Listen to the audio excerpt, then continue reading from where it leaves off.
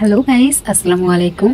তো আমরা অবশেষে চলে এসেছি স্টেশনে। সকাল সকাল স্টেশনে চলে আসার কারণটা আপনাদেরকে অবশ্যই বলবো।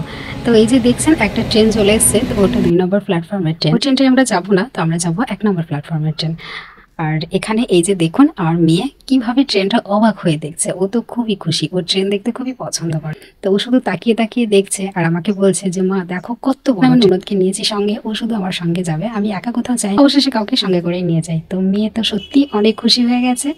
তো আমাদের ট্রেনটা কখন আসবে অপেক্ষা করছি সেই জন্য।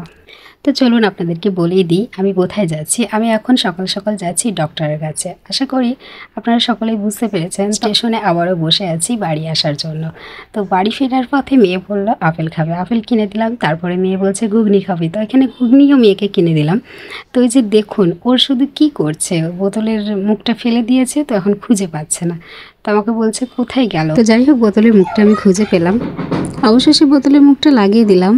তো ওকে বললাম তুমি বসে বসে একটু আপেলগুলো খাও, ঘুগনিটা খাও, আব্বু অনেকক্ষণ বসে থাকতে হবে, 2 ঘন্টা নাগাদ লাগবে। তো এইভাবে বলছি বলে ও আবার আমার কথাগুলো একটু রিপিট করে বললো। তা আগের ট্রেনটা মিস করেছি, এখন স্টেশনে বসে আছি। ভিডিওটা 2 দিন আগেকার, তবুও শেয়ার করলাম।